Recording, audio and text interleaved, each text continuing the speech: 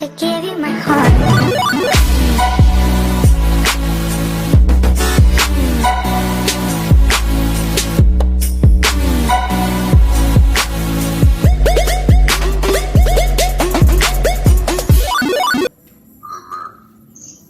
Brethren,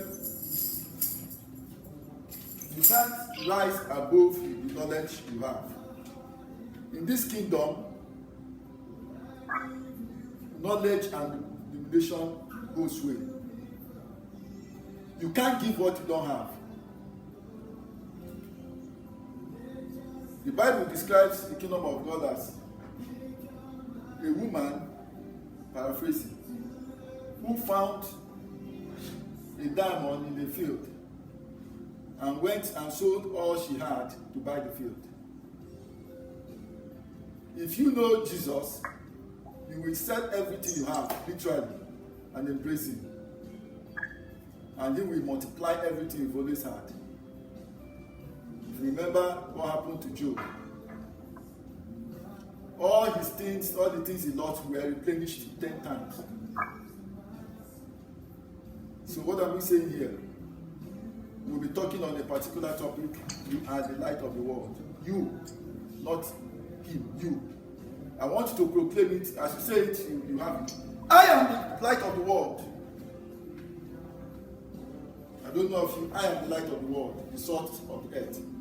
I am the light of the world. I want us to open our Bibles to Matthew 5, verse 13 to 16. Matthew 5, verse 13 to 15.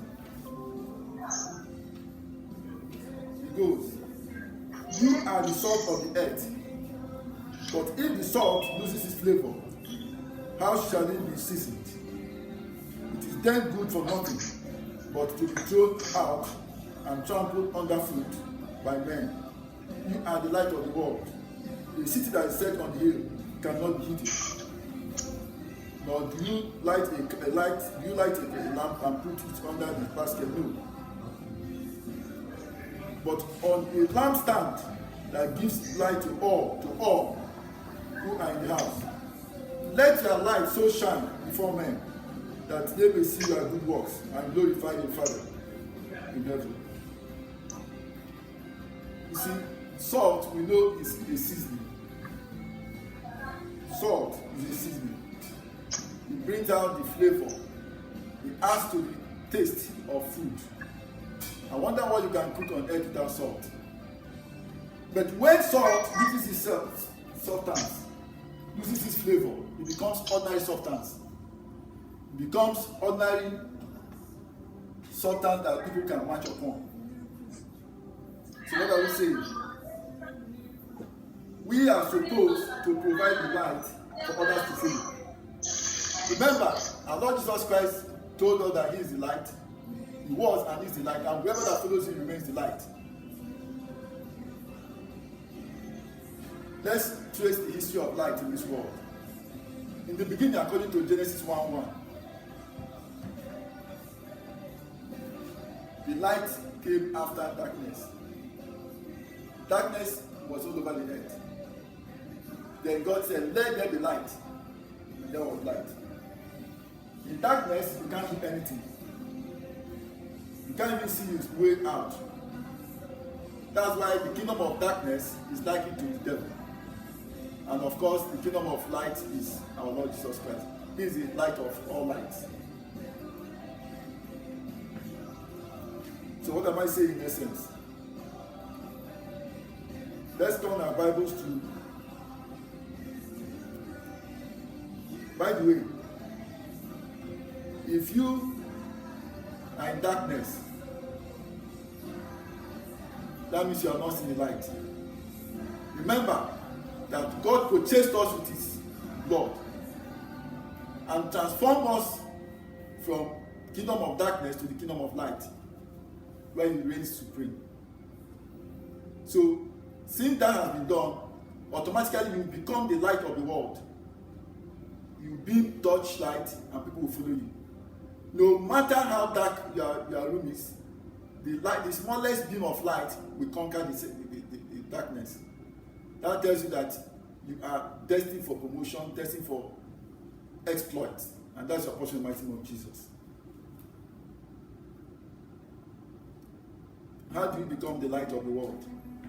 First, from the fact that we've been transformed by Jesus Christ with his blood. But having done that, you have to ignite your own light and make sure that your light is constantly going on. That means it helps you to do the needful. So many people are in light, supposed to be in light, but they're in darkness because they've not activated their own light. You need to activate your light so that they can shine. Light can be likened to success.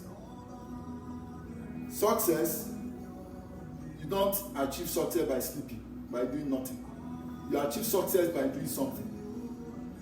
Success we define as preparation that meets opportunity.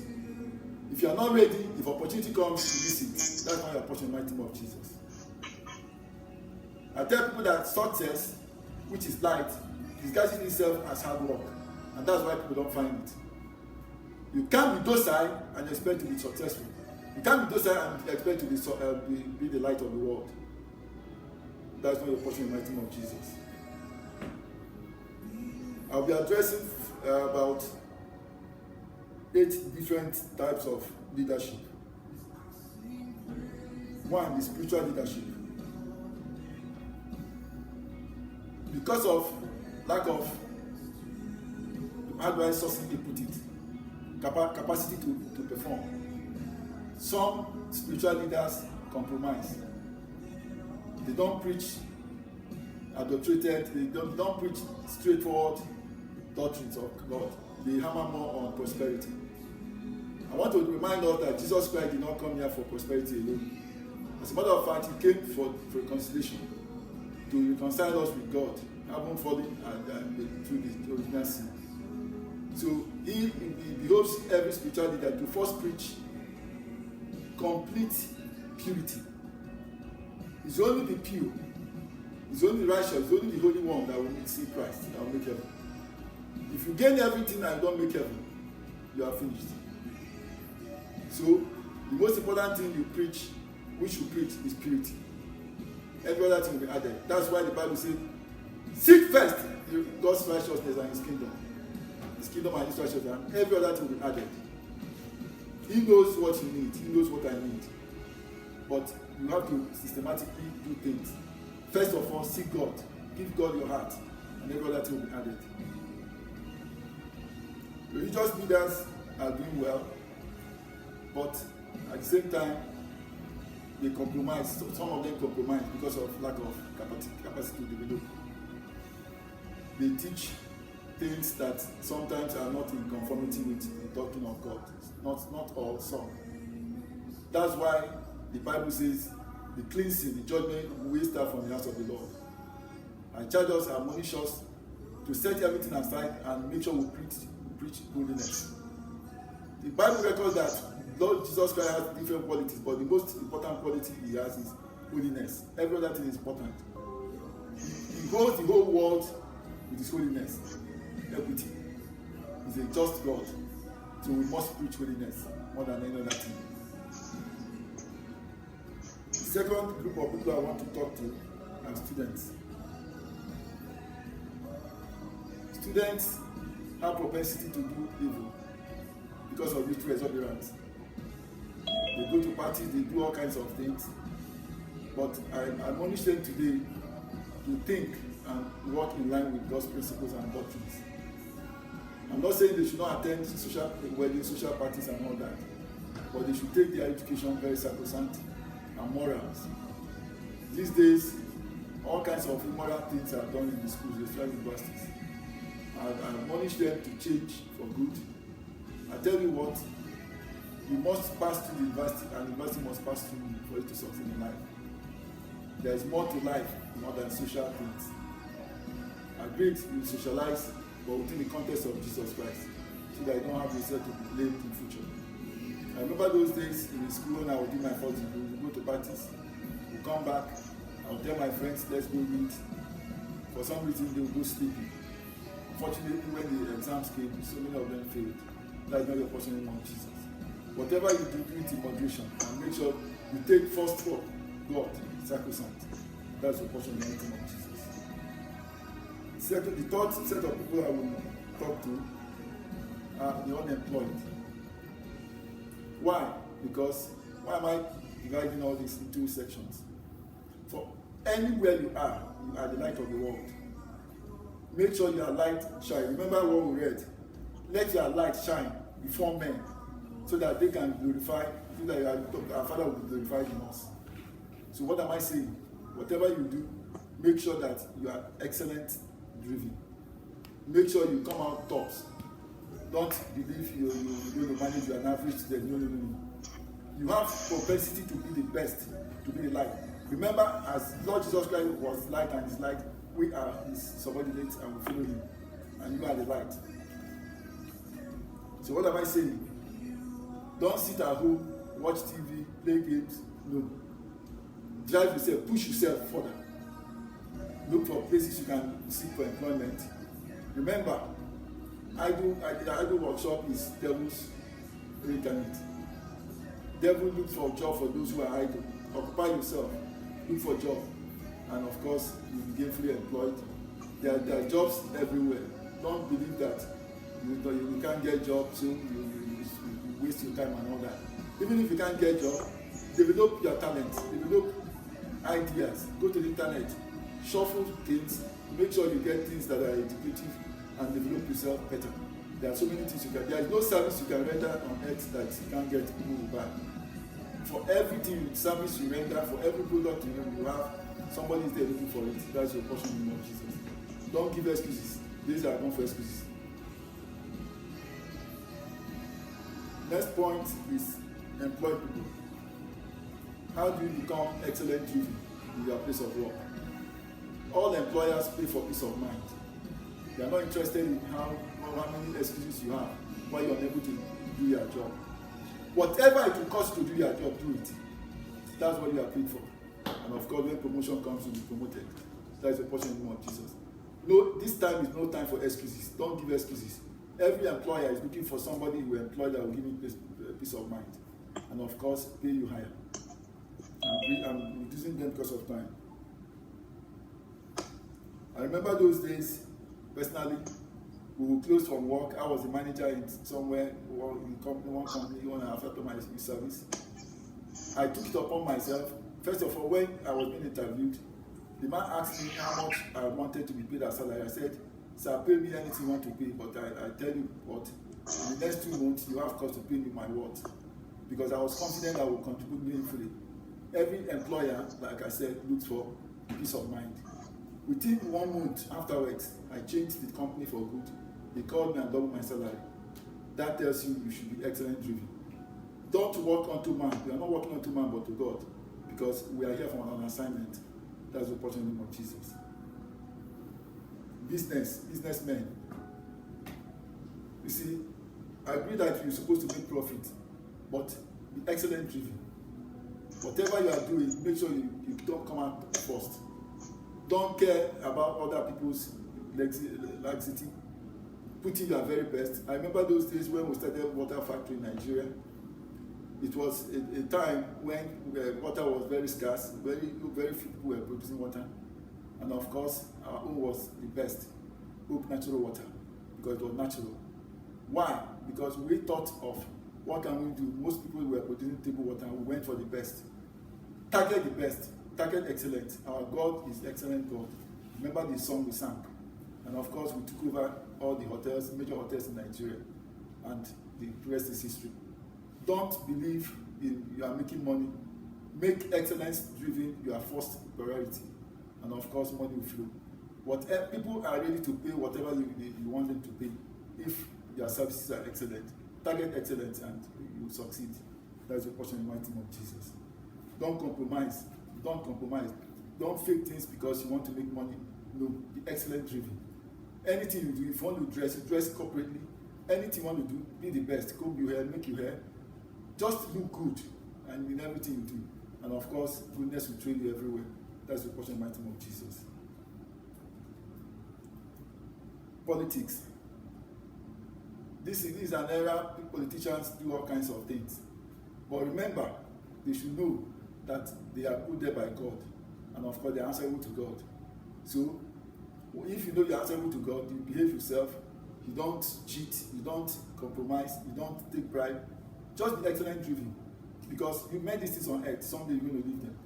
And of course, the most important thing is accountability.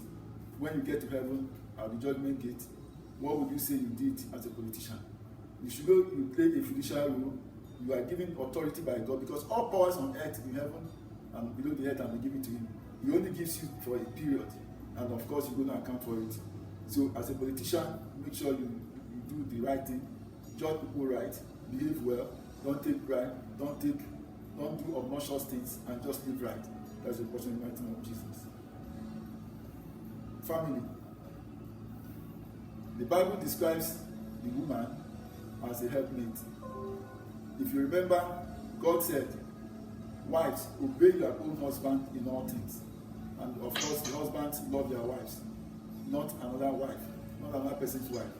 Make sure you keep to the ethics of the marital covenant, and of course, God will bless you. If you remember the case of Abraham and Sarah, Sarah was calling him Lord, and that made him to, of course, love her exceptionally, to the extent that she told them to go and sleep with the house girl and he obeyed. The neck, I always tell people, is like the wives. The head is the husband. They can't do without each other. The head can't do without the neck can't do without the head. So they should stay and love each other, tolerate one another, and of course, they will live happily after. What is it that you need from God? What is it that you need from your husband that you can't get through humility, through service? And what is it you need from your wife that you can't get if you take her very seriously? And of course, two of you will be like two beds, and that's your portion of Jesus. Marriage is the best thing that can happen to anybody. I'm telling you the truth. Provided you obey the God's injunctions according to the Bible.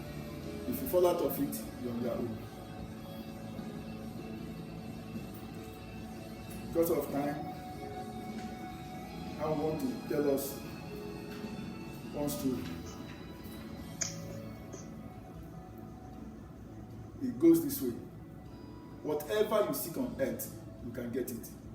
Because you have power to create. Remember, we were created according to his own image and likeness. Image is superficial, likeness is eternal. He has given us power to change whatever we want for good, provided it's within the confinement and laws and caprices of Lord Jesus Christ. Have you dreamt of it? Whatever that has been holding you stagnant, you have power to change for good, and that's your portion. How do you do that? By embracing the power that be Jesus Christ. On earth, in heaven, and below the earth, he's been given the power because he is Alpha and Omega. If you align with him, you will align. If you follow him, you will follow him. That's your portion. Now, we have to pray. I tell people that a prayerless Christian is a powerless Christian. You join me in this prayer. In the name of Jesus. You cannot meet them. You see, Genesis 1:28 tells us that he created them and blessed them. So why are some people not blessed? Because of some powers that are powerless powers. We have to snatch every power, every good thing the devil has taken away from us now. According to 2 Timothy chapter 4, verse 11-18. And the Lord will deliver me from every evil work and preserve me for his heavenly kingdom. That means stagnation and all kinds of setbacks are caused by the devil. We have to pray. Whatever you pray, you will get. Provided you pray aright. I want us to pray. My Father, my God. Father, my God. Please deliver me from every evil work and preserve me for your heavenly glory. Every evil work. Say, pray, ask, it shall be given. He gave us a blanket approval. Whatever you pray in the name of Jesus will be given. Pray this day. My Father, my God, please deliver me from every work of evil in the name of Jesus. whatever stagnation, whatever delay in my destiny caused by the devil, Father, erase. Fast forward in the mighty name of Jesus. The Bible says that you can pursue, overtake, and recover. That's a portion of on everybody. If you say it, you have it. I'm telling you, these things work. A closed mouth is a closed destiny. That's not a portion of mighty name of Jesus. Proclaim it. My Father, my God, please preserve me from all evil work. Let evil be far away from me, mighty name of Jesus. Let stagnation be far away from me, mighty name of Jesus. Let every devil walk, devilish walk be alien to me, mighty name of Jesus. Say it, say it, say it. Second prayer point. They are still meeting. Unmute them, please. You can unmute yourselves. Second prayer point. My Father, my God, put confusion in the camp of my enemies, mighty name of Jesus. Put confusion in the camp of my enemies, mighty name. You see, remember, the Bible says that surely they will gather, but because they are gathered not of the Lord, they will scatter. So what do you proclaim it? Put confusion in the camp of my enemies, mighty name of Jesus. Father, put confusion in the camp of my enemies in the name of Jesus Christ. Father, set confusion in the gathering against me and my family in the mighty name. Anywhere, any altar, any place, any covenant they plan against me, Father, destroy by fire of the mighty name of Jesus. Lord Jesus Christ, plan against me and my family. You want you to move forward.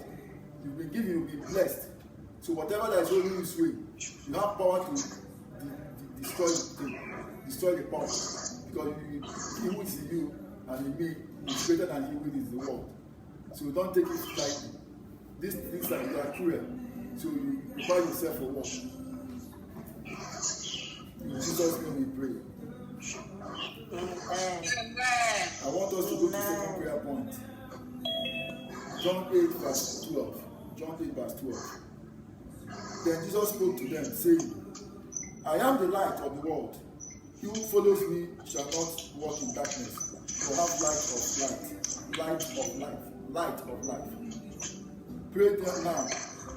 My Father, my God, speak light into my soul, into my system, in the mighty name of Jesus. Speak light into my body, into my soul, into my system, in the mighty name of Jesus. Speak. Pray. My Father, my God, I don't know of you. Speak light into my system, into my life, into every facet of my life. Anything that is stagnating me, stagnating my progress, I break loose from that in the mighty name of Jesus. I speak light, I profess light, I'm in light because Jesus Christ is the light of the world. Father Lord, beat every aspect of my every darkness in my life,